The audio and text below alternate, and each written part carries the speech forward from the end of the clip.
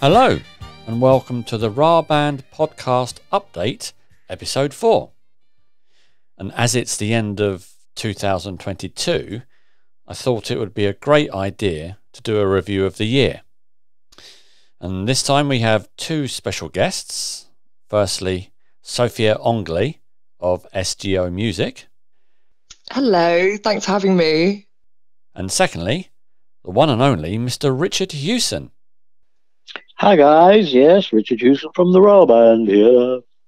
So Sophia, if you could explain your role at SGO Music and your part in what has been quite an amazing year for the RAH Band. Yeah, so it's been an amazing year. There's no doubt about it. It's been definitely one of our highlights from SGO's side. So yeah, just a bit of context as to kind of our role.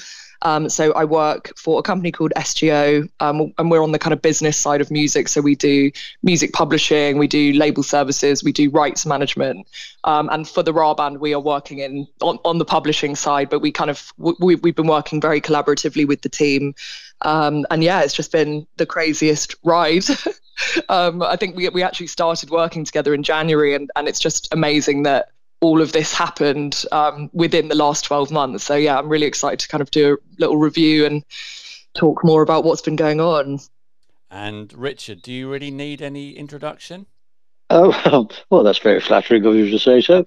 But I guess it's nice to be on and talking about this after this amazing year. As you say, we've trundled on for 40 years before this with the old catalogue. I started it way back in 77, the RAH Band project, and it had a couple of big hits, as you know, The Crutch and Clouds Across the Moon, plus many, many dance hits in the clubs. We were never out of the clubs, really, for all through the 80s. And the catalogue has gone on and on. We've had cover versions, this, that, and the other stuff. But all of a sudden, in the last year, as you say, it blossomed from the Messages from the Stars starting in America, where influencers picked it up and put it on TikTok. And then kids started to make their own versions, speed it up, slowed down, put little videos on it, and really the whole thing exploded. Quite amazing after all this time. Indeed, it's been quite an amazing year, hasn't it? But looking back, this time last year, we had two things on the boil. The first one was a box set, which Cherry Red had offered a deal to release 5 CDs in the form of a box set. And also the live opportunity at the Jazz Café asked if you'd like to do a live gig. So from that, we had to get some branding done. We had to kind of start from the first stage. So we asked a guy called Paul Waller, who is a really good graphic artist and has worked with people like Level 42.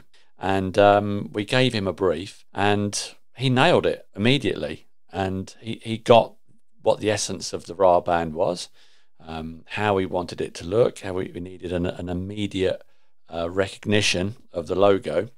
And from that, we're able to put that logo on all the social media.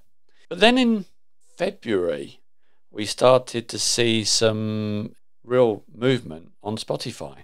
And the numbers started going up from around 10,000 streams a day, which we thought was pretty good. And all of a sudden, it kind of went from 10,000 to 20 to 30 to 40.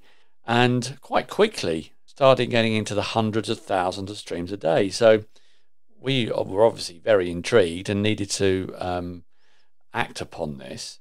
So Sophia, I wonder if you can explain exactly how we did deal with this and move things forward business-wise for the RAH Band.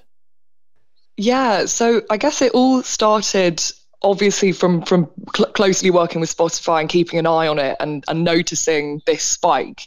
And I remember us having calls where we were trying to work out where it was stemming from, and we were all a bit confused.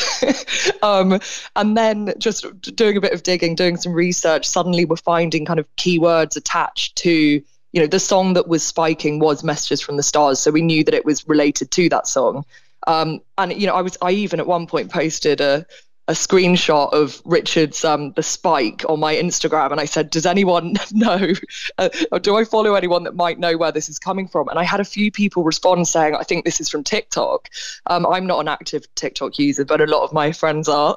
And so anyway, I started doing digging on TikTok, and that's when we realized that it had been used in hundreds of thousands of videos. And it's hard to say when this exactly started and what was the kind of the key video that sparked this kind of snowball effect. But from what I could see, it kind of started with anime videos and people using it in their kind of edits that they were making from famous anime films. And then it kind of just went on and snowballed and mutated, and the trends changed. But yeah, during this time, I mean, this spike, it didn't stop going up. So, every month we'd get to another month where it was increasing more and more. And we would think, okay, well, you never know, it might dip at any point now. But literally, it hasn't really stopped. It kind of leveled out a little bit, I'd say, over the last couple of months, but it's still the most, a really, really huge spike and just kind of endless activity. And it is all because people are hearing the song on TikTok and then they are actively adding it to their own playlists. So it's very different to kind of your usual Spotify related activity is usually considered as kind of editorial playlists. So a curator sat at Spotify is adding your music to a big playlist and people are being served it. Whereas actually in this case, it was very active on the listener side. And I think that's what's really fascinating about this. We've got a really, really engaged audience of young people mainly, who are actually taking the music, going to Spotify, adding it to their own playlists and sharing it with their friends.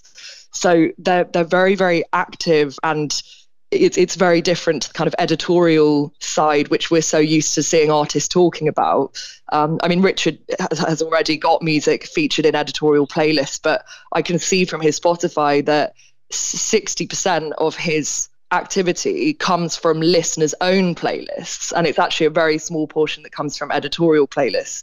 And that's kind of the really interesting thing about this. So yeah, I guess it's just been a crazy combination of very active audience. The way that younger people behave is simply different to the older generation now.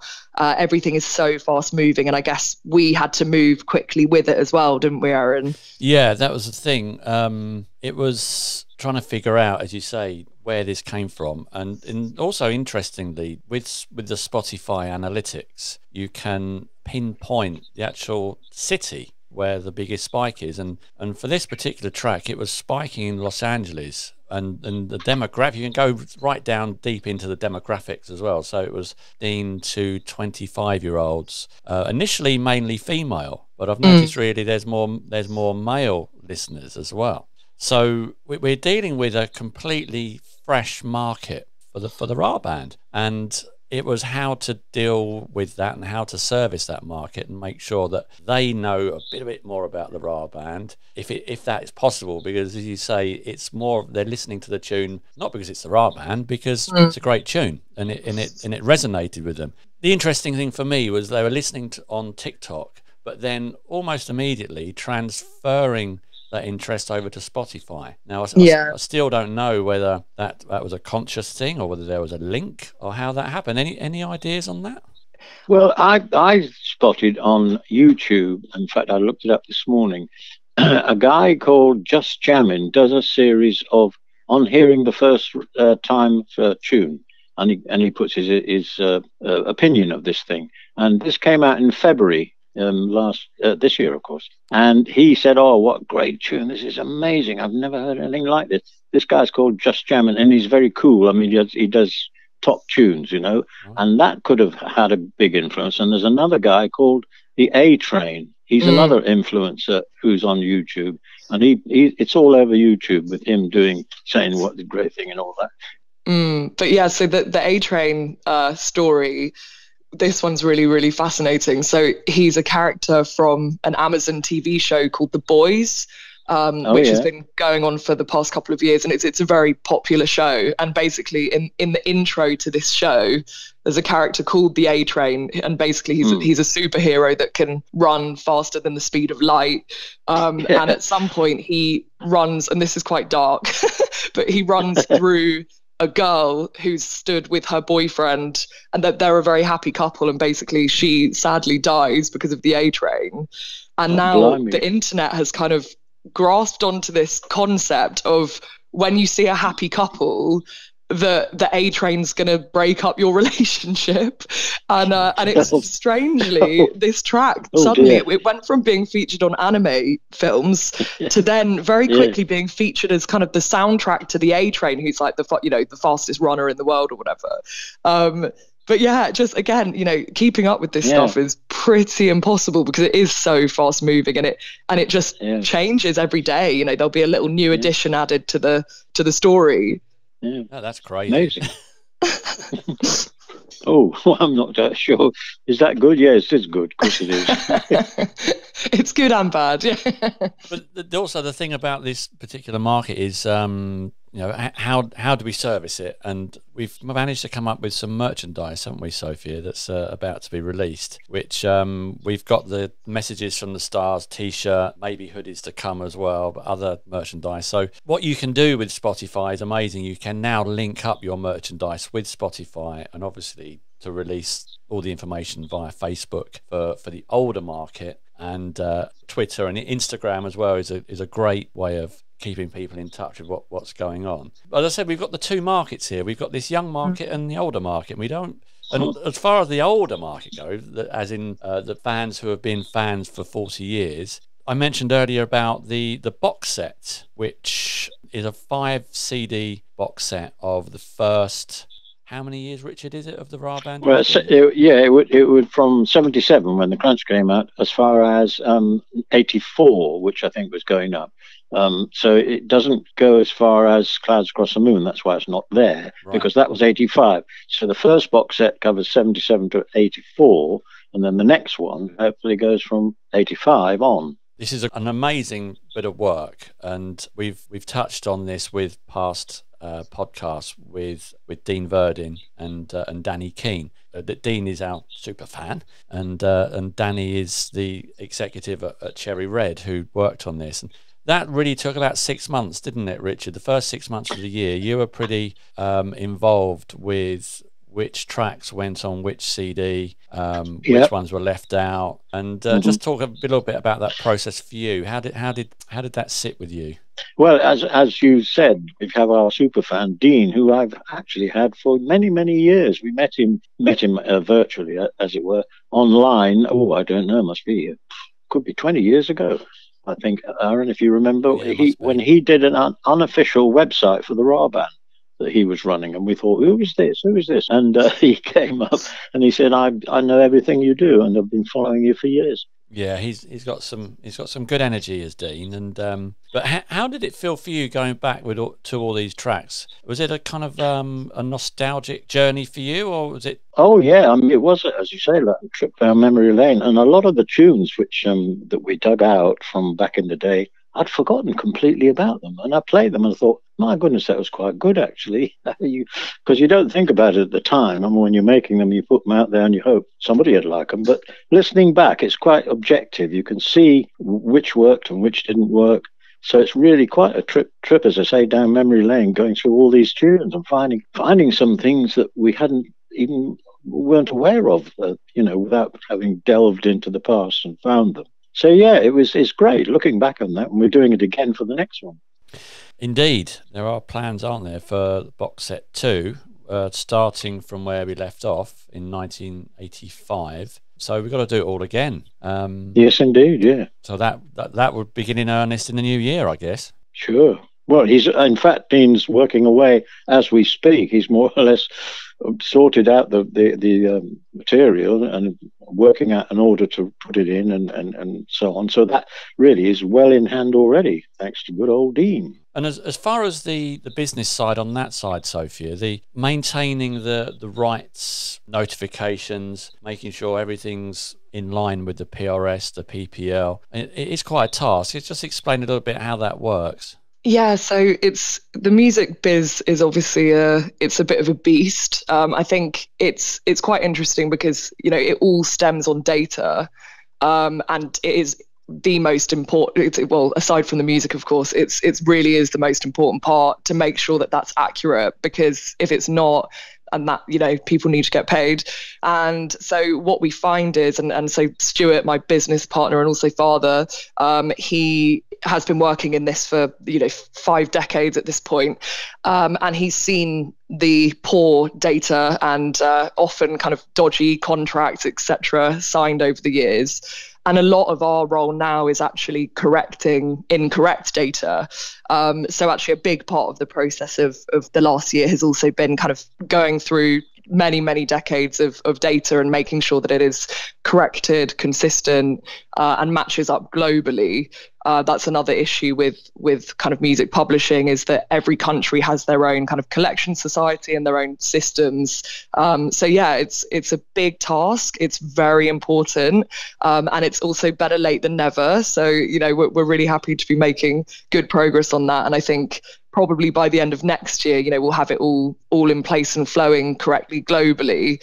But yeah, again, with something like this big spike of activity, I think sometimes that can be the catalyst for actually looking at the bigger picture. It's not just about this song, it's actually about historically all of the amazing works that Richard has given us, and making sure that they are allocated for and they are recognized, and they're all part of the same system that's flowing correctly. So yeah, it's a task, but it's well worth it. Yeah, I think it's important, especially nowadays, to have a global partner. And you don't mind me saying that you're affiliated with BMG. Yeah, which, one of the best global music publishing companies around. Yeah, because of their global network and because of how music is now. It's global. You can have a hit in any country. I've noticed on the RAH Band, 181 countries has taken the RAH Band in, and people have listened to the catalogue. So it's so important to have a global rights organisation to collect the royalties.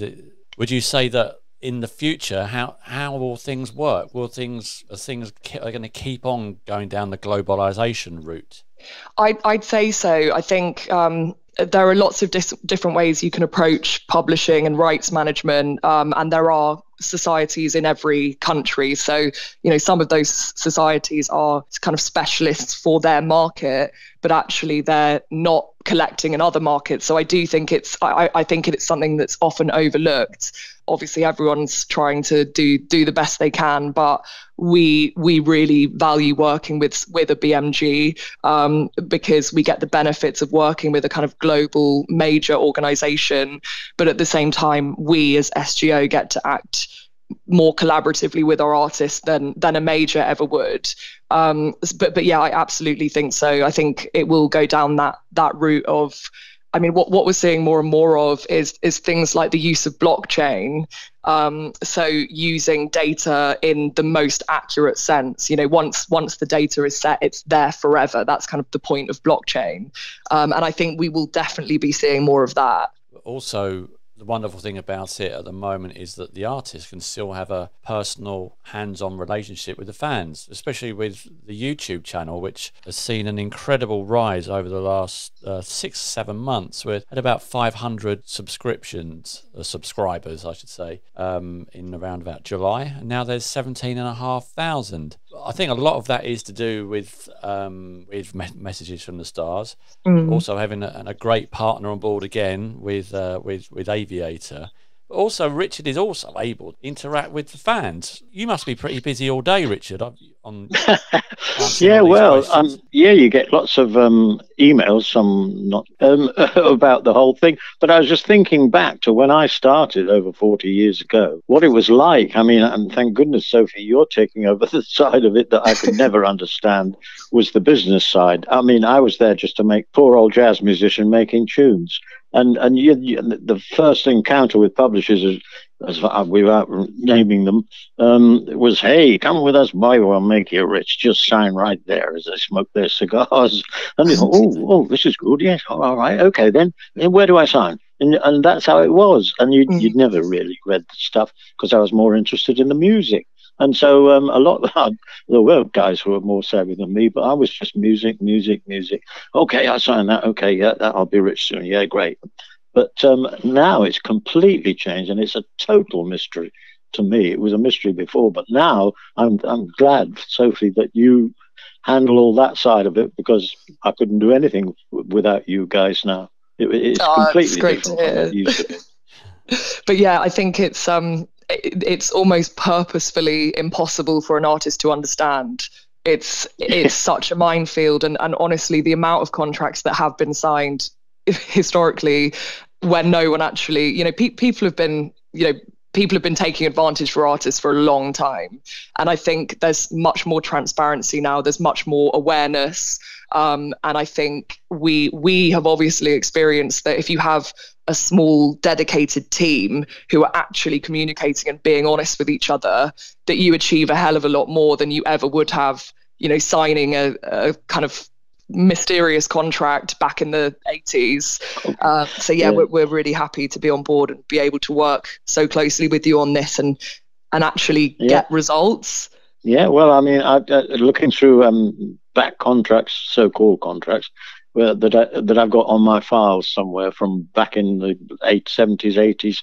They were just a bit of typewritten with an old-fashioned typewriter, very, very, very sketchy conditions, nothing much about it. Just sign here, and then you've given them the rights forever and a day and for the whole universe for 30 quid or something. Or not even that much probably then. And that's how it was. And you, as I said, we were too busy doing the music to worry about all that stuff. So thank goodness for you. Well, thank goodness for your music. And also, Richard, you were pretty savvy because you did manage to keep control of all your master rights. Yeah, that was one piece of good advice I got from somebody back in the day, that he did say, just never let the master rights go. They didn't talk about the publishing side. It was just the master rights, which, yes, I did. I just leased things for, Yeah, we wouldn't be doing this now if that wasn't for that particular mindset then, which was quite unusual because there aren't many artists out there who started off saying, I'm not going to be signing any master rights over. It's only really when they became successful, people like David Bowie decided he needed to get them back, and it was an absolute rigmarole. But as I say, I can't remember who it was that gave him that advice, but as you say, thank goodness I did, as we wouldn't have the control now.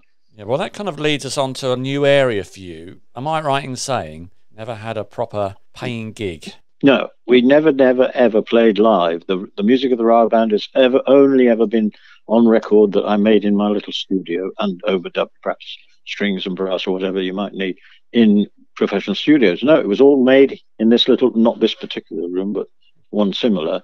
And so never went out live. We went on Top of the Pops a few times, but it was all, back in those days, it was just miming. You just mimed to the track, the live track, the real track. So when the opportunity came along to play a live gig at the Jazz Café, what was your first thought?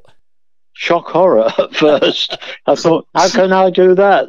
There's only me and my ex-wife was on vocals originally, and then lots of other vocals. I thought, I can't do this. And then my son, who's totally better musician than me by miles, the kids today, they're much better than their old dads. Anyway, he said, Dad, I'll put a band together, and I'll transcribe all the tracks that we want to put on the show, and we'll rehearse and put it out and try it. And he did, because he's totally brilliant at all that stuff.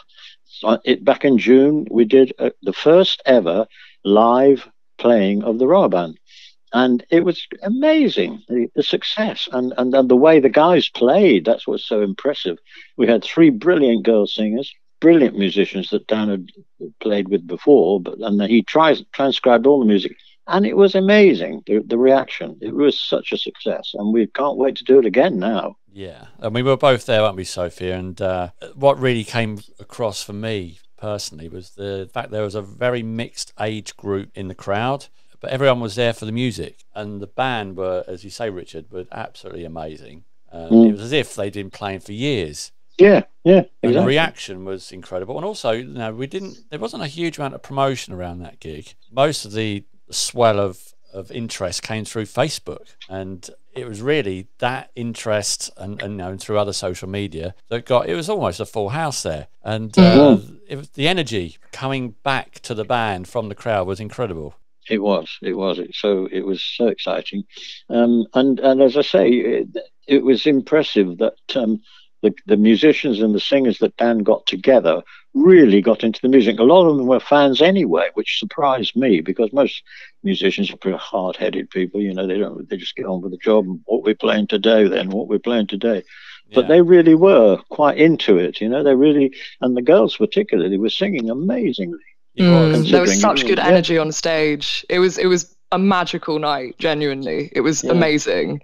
Yeah, it was. Yeah, so hopefully, had a lot of interest from that side of things, and 2023, hopefully there's be some more gigs coming up. We can't really say too much about it now, but just keep everyone's eyes open and look on social media, and let's hope for a good 2023.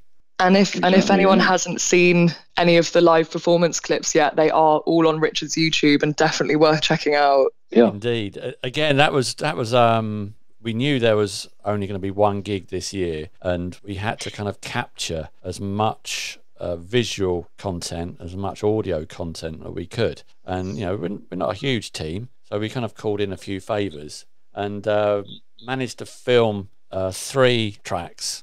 Both on film and on audio, and AVA to put them out on YouTube. And what an amazing reaction that's had just from that. Yeah, absolutely. Also, we've managed to capture the whole gig on audio. We took some line outs from the desk at Jazz Café, and I'm pleased to say that the results are amazing. And we're hoping to release a live from the Jazz Café, digital and vinyl, hopefully, if it all goes well, next year. So again, that's another good thing coming out 2023.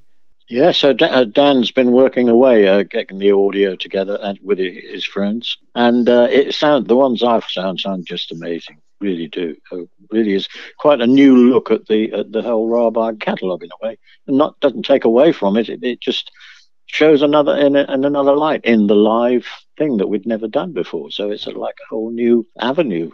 And a big shout out to Russell Smithson as well, who audio mixed. Exactly. He's again a very big RAH Band fan. He works in the world of audio. He's done an amazing job. He has indeed. Yeah, you're right. Another thing that has happened this year is synchronization for Clouds Across the Moon on an ITV drama, McDonald and Dodds. This was an interesting one because we were approached by the TV company, back end of last year, who said they wanted to they actually said they wanted to re-record Clouds Across the Moon for not the whole song, but a few clips of the song.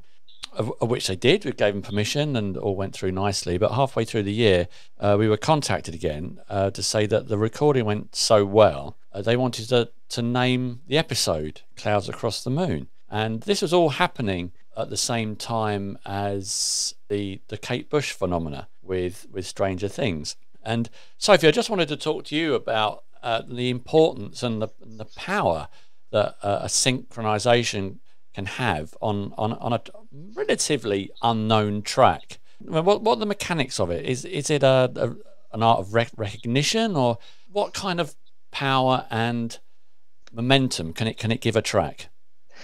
Well, it's really interesting because it's kind of, you know, sky's the limit in terms of what can be achieved with a good sync. I think audio visual, that world, they marry together so well. I think a good combination of audio and visual can create a real connection with the person that's viewing it. And that's really, really important. And I think, you know, this is why, for example, like you mentioned, the Kate Bush phenomenon, it's, you know, for any artist, a good sync deal is kind of the holy grail, because it can have long-term effects for the rest of your career. It can be a game changer. You know, this is artists that get featured in Super Bowl adverts, for example, that can change the rest of your career. So yeah, I think there's something about the audio visual format that creates a really genuine and important connection for the the viewer or the listener. And actually, it kind of feeds into the TikTok topic, because again, this is audio visual. It's two worlds coming together and creating something so engaging and shareable, and so something that creates an actual emotional connection. So yeah, it's, you know, that sync, for example, was really special. It was a very interesting sync because it was a kind of it was a new take on it. It was kind of jazz singer. It was a really beautiful scene, and we definitely recommend watching the show and watching that episode. But yeah, again, you know, to name the episode after the track, it was a really special moment for that song. And again, you know, Clouds Across the Moon is such an iconic track. That it was just really, really great to see. But I think in terms of kind of mechanics of a sync, I guess you're more likely to have a sync if there is more visibility around you. So again, you know, often it is the big famous songs that might be used in these kind of iconic scenes in film and TV and adverts. But equally, you know, you never know. It's possible for lesser known artists as well. If you're in the right place at the right time and the right curator, sync agent, whoever discovers you, you know, it's an amazing thing that can happen, and it's a really special part of the music industry. Okay, Richard, so give me your views and your thoughts about what's actually happened from where we were this time last year to where we are now. How are you amazed or shocked, or what are your thoughts? Well, amazed and shocked, really. But I think, as I said in the intro to the first live gig we did, little old me, 45 years ago, whatever it is, when I start thinking about, because I'd been working with lots of big artists as an arranger and music director. And then I suddenly thought, well, why don't I have a go at making my own pop records? And hence The Crunch was born, all in a little bedroom. And I thought, well, I never thought for a minute, 45 years later, that I'd be doing this. And so when I stood up there with that band, it was surreal, really surreal, and people cheering and shouting, oh, what is this? This is amazing. You know, I would never have thought of that 45 years ago. I was trying to make a little pop record, and it spiraled into this, which is just fantastic. And next year, I can't wait to see where we go next. Hopefully the same direction, up. That's great. And as far as the music business goes, Sophia, you know, a lot of people have doubted the digital emergence and the fact that it's very small amount per play on Spotify and various other platforms. But this is the future, isn't it? You know, this is what we've got to work with. And how do you see this developing over, say, not just the next 12 months, but can there be like a synergy between traditional old school thinking with the modern global thinking? You know, from your experience, what kind of advice would you give to emerging artists and people who want to get into the business? You know, what are your thoughts? So, I mean, firstly, I think, obviously, especially with it being kind of Wrapped time of year, Spotify Wrapped, a lot of people are talking about Spotify and income.